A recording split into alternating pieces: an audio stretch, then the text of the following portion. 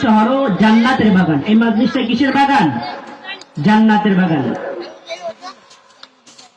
আল্লাহ রাসূল সাল্লাল্লাহু আলাইহি ওয়াসাল্লাম বলেন, আল্লাহ রাসূল সাল্লাল্লাহু আলাইহি ওয়াসাল্লাম সাহাবাদেরকে সম্বোধন করে বলেন, হে সাহাবারা, তোমরা দুনিয়ার ভিতরে অধিক হারে জান্নাতের বাগানের বিচরণ করো। জান্নাতের বাগান। সাহাবায়ে কেরাম রাদিয়াল্লাহু তাআলা আনহুম আজমাইনরা জিজ্ঞেস করলেন, ইয়া রাসূলুল্লাহ, ইয়া হাবিবাল্লাহ, জান্নাতের বাগান কি?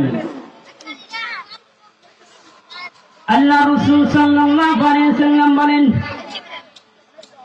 জান্নাতের বাগান হলো দুনিয়ার ভিতরে যত কোরআনের মজলিসগুলো রয়েছে, যত হাদিসের মজলিসগুলো রয়েছে, কোরআন হাদিসের মজলিসগুলো রয়েছে, এইগুলো হলো জান্নাতের বাগান।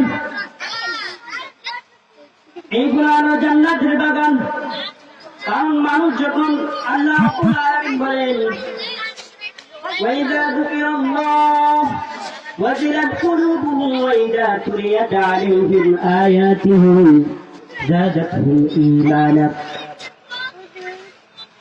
যখন কোন মুমিন বান্দার সামনে আল্লাহ রাব্বুল আলামিনের জিকির করা হয়, আলোচনা করা হয়, তখন ওই মুমিন বান্দার ঈমান বৃদ্ধি পায়। কি পায়? ঈমান বৃদ্ধি হয়। যখন কোন মুমিন বান্দার সামনে আল্লাহর কালাম তেলাওয়াত করা হয়, তখন তার ঈমান বৃদ্ধি পাইতে থাকে, তার ঈমানের ভিতরে বৃদ্ধি আসে, ঈমান বৃদ্ধি পায়। তদ্রূপ মানুষের ভিতরে একটা ঈমান নামক ব্যাটারি আছে।